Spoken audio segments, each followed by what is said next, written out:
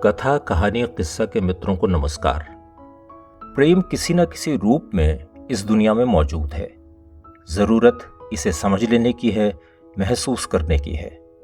लीजिए सुनिए इसी विषय पर गाय डी मोपासा की फ्रेंच कहानी क्लेयर डी लुने की हिंदी प्रस्तुति चांदनी और प्यार।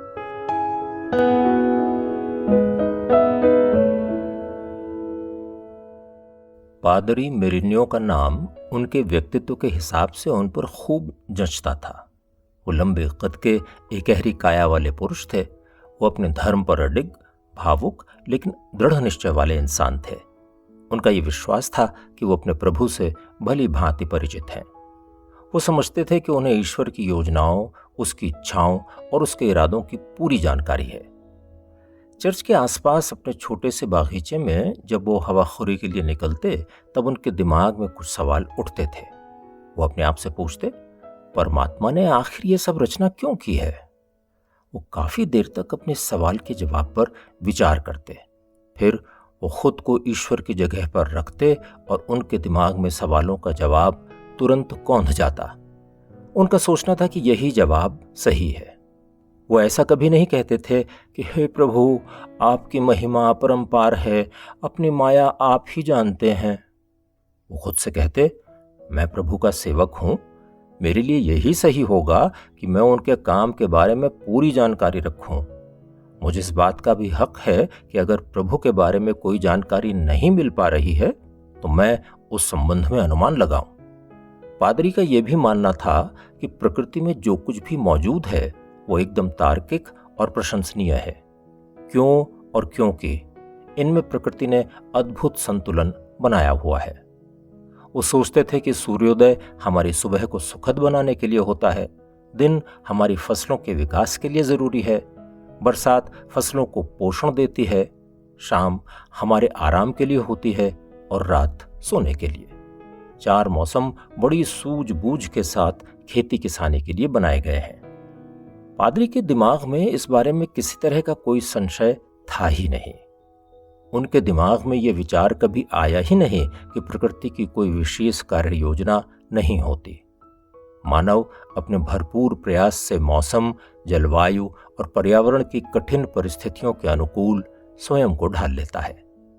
लेकिन पादरी मेरिन्यो औरतों से बेवजह घृणा करते थे। ये उनकी आदत में शुमार हो गया था।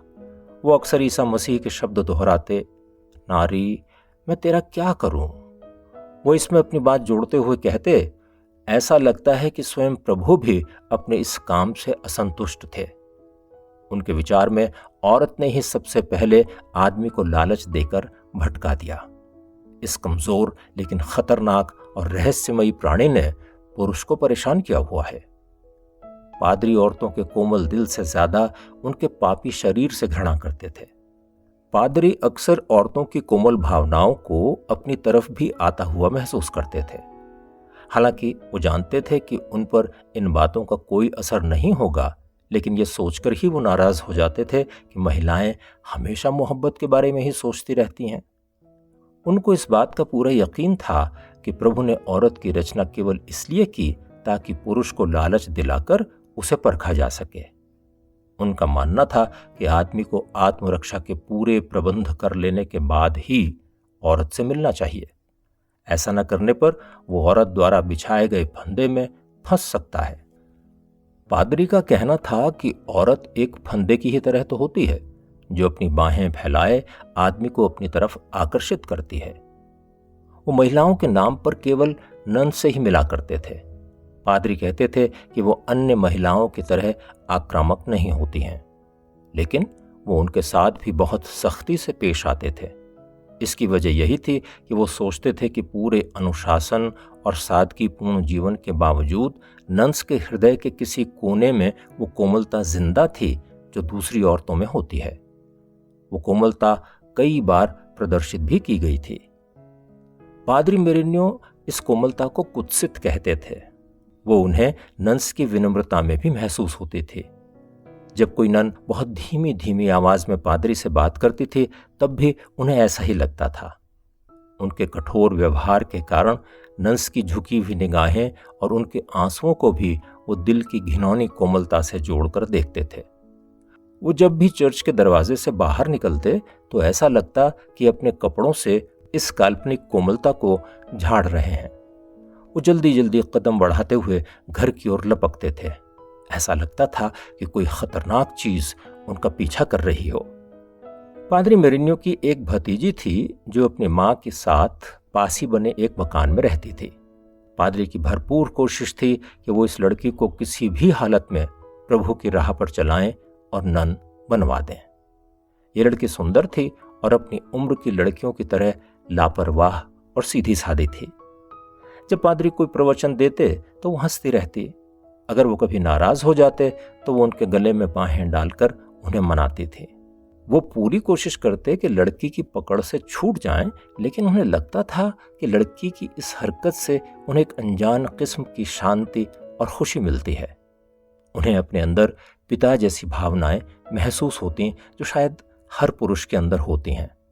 अक्सर जब वो दोनों गांव की सड़क पर साथ साथ चलते तो पादरी उससे ईश्वर के बारे में बात करते थे।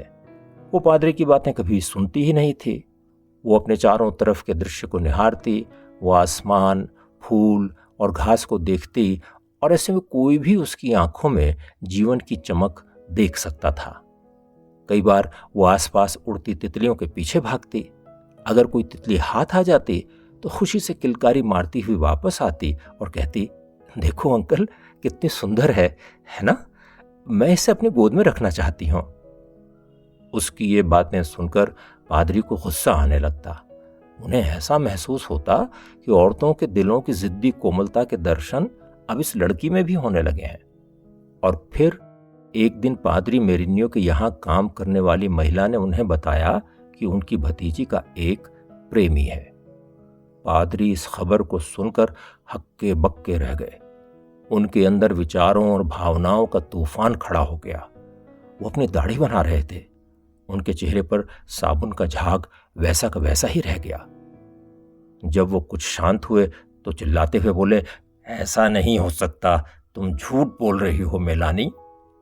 अपने दिल पर हाथ रखकर कसम खाते हुए नौकरानी ने कहा, अगर मैं झूठ बोल रही हूं तो प्रभु मुझे सजा देगा। श्रीमान जी, मैं आपको सच सच बता रही हूं। जब रात में आपकी बहन सो जाती हैं तब ये लड़की चुपके चुपके अपने प्रेमी से मिलने जाती है। ये लोग नदी के किनारे मिलते हैं। अगर आप इन्हें देखना चाहते हैं तो रात 10 बजे से आधी रात के बीच आप इन्हें वहां देख सकते हैं। पादरी अपना सिर खुजा रहे थे। वो परेशान हाल इधर से उधर टहल रहे थे। ऐसा वो तभी करते थे जब वो गहरे विचारों में डूबे हुए होते थे। उसके बाद उन्होंने फिर से दाढ़ी बनाना शुरू कर दिया। वो इतने परेशान हो गए थे कि कम से कम 3 बार उस तरह से उनके चेहरे की त्वचा कट गई। पूरे दिन वो चुपचाप रहे। वो अंदर ही अंदर गुस्सा और अपमान महसूस कर रहे थे।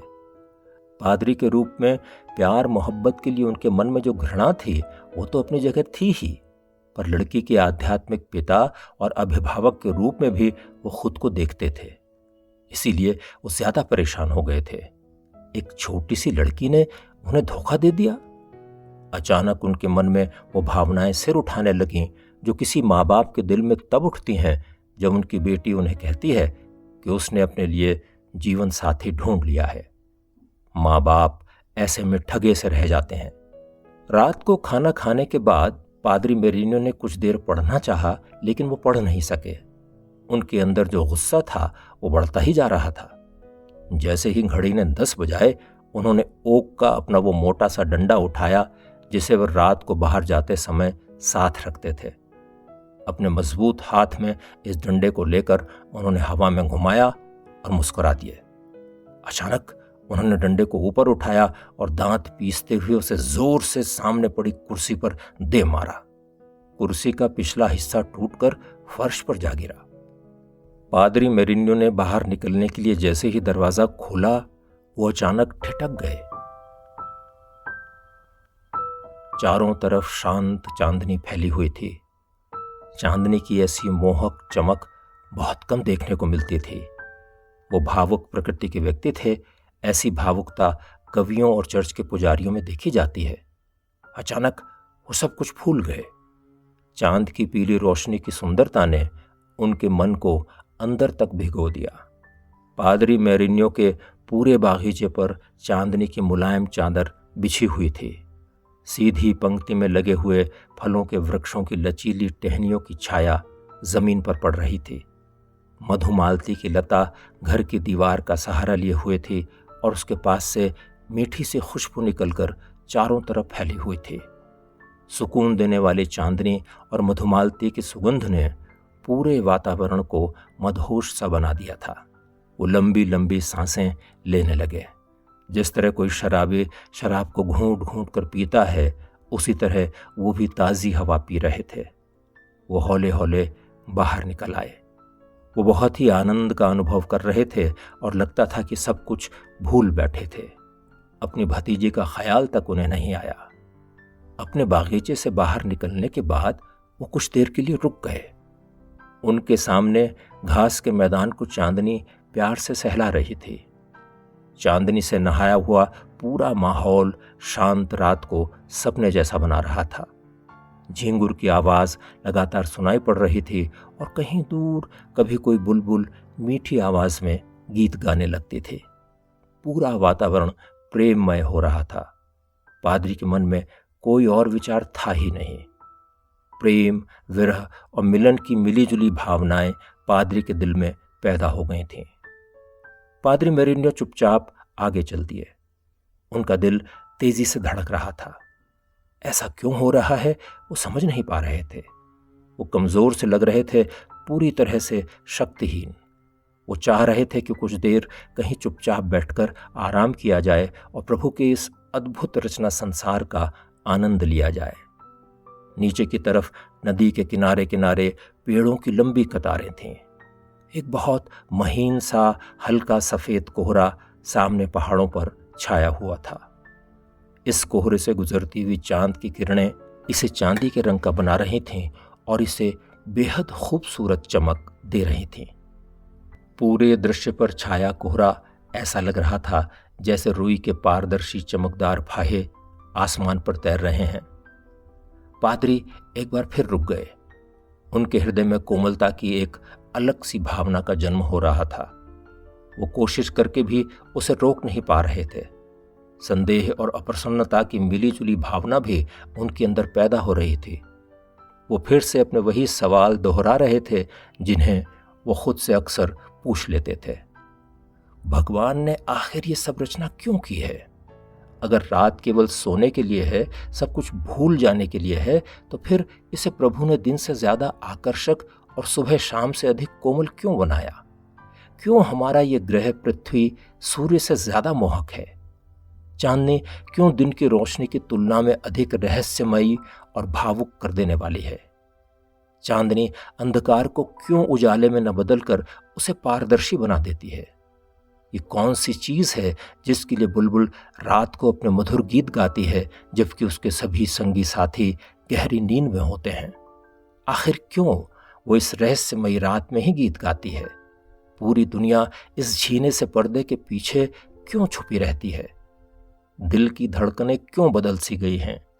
भावनाओं का ज्वार क्यों उठा जा रहा है और क्यों शरीर दुर्बल सा महसूस कर रहा है? अपने बिस्तरों में सो रहे मानव प्रकृति के इस जादू का मजा क्यों नहीं उठा रहे? ये पूरा नजारा आखिर किसके लिए है? स्वर्ग से पृथ्वी तक उतर रही कविता जैसी ये भरपूर सुंदरता आखिर है क्यों? पादरी मेरिन्यो के पास अपने इन सवालों का कोई जवाब नहीं था।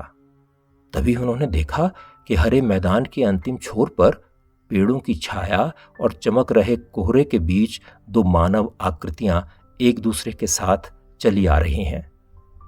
उन्होंने ध्यान से देखा, उनमें से एक लंबे कद का पुरुष था। उसने अपनी प्रेमिका को अपनी बाह से घेरा हुआ था। वो बीच बीच में उसके माथे को चूम भी रहा था।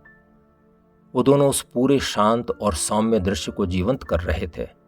ऐसा लग रहा था कि किसी दैवीय शक्ति ने उन दोनों को इस पूरे दृश्य में चुपचाप ला खड़ा किया था। ऐसा मालूम पड़ता था कि वो दोनों आपस में मिलकर एक हो गए हैं और उन्हें आज की इस रात के लिए ही प्रभु ने बनाया था। एक दूसरे में मगन वो दोनों धीरे धीरे पादरी की ही तरफ चले आ रहे थे। वो पादरी के सवालों का ईश्वर द्वारा दिया गया जीता जागता जवाब थे। पादरी मेरिन्यो काफी देर तक चुपचाप खड़े रहे। उनका दिल धड़क रहा था। उन्हें लग रहा था कि वो बाइबल के किसी पवित्र दृश्य के साक्षी बने हैं। उन्हें ये सब कुछ रूथ और बोज की अमर प्रेम कहानी जैसा महसूस हुआ। वो सोच रहे थे कि अगर ये सब प्रभु की रचना नहीं है तो क्या है। उनके कानों में पवित्र प्रेम के गीत गूंजने लगे। वो रोमांस, कविता और कोमलता के अद्भुत सागर में पहुंच गए थे। पादरी ने स्वयं से कहा, शायद प्रभु ने ही मानव के प्रेम का आदर्श रूप प्रस्तुत करने के लिए इस अद्भुत दृश्य की रचना की है। वो चुपचाप उस प्रेमी युगल के रास्ते से हट गए जो उन्हीं की तरफ बढ़ा आ रहा था। एक क्षण के लिए उनके मन में विचार आया, लेकिन वो तो उनकी भतीजी है। लेकिन तुरंत उनके मन में यह भी विचार पैदा हुआ कि प्रेम के इस क्षण में विघ्न डालकर वो प्रभु के काम में बाधा ही तो पैदा करेंगे। अगर प्रभु प्रेम को अनुचित समझते तो क्या इतने भव्य संसार और इन सुंदर क्षणों की रचना करते। पादरी मेरिन्यो चुपचाप अपने घर की तरफ लौट आए। वो ग्लानि से भरे हुए थे।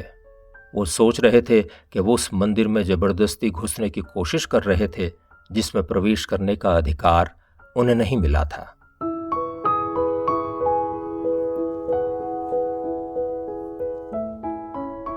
चांदनी और प्यार। अभी आपने गाय डी मोपासा की फ्रेंच कहानी की ये हिंदी प्रस्तुति सुनी। अगर आपको ये कहानी पसंद आई हो तो इसे लाइक करें, शेयर करें और हमारे इस चैनल को सब्सक्राइब भी करें। जल्दी मिलते हैं एक और नई कहानी के साथ। नमस्कार।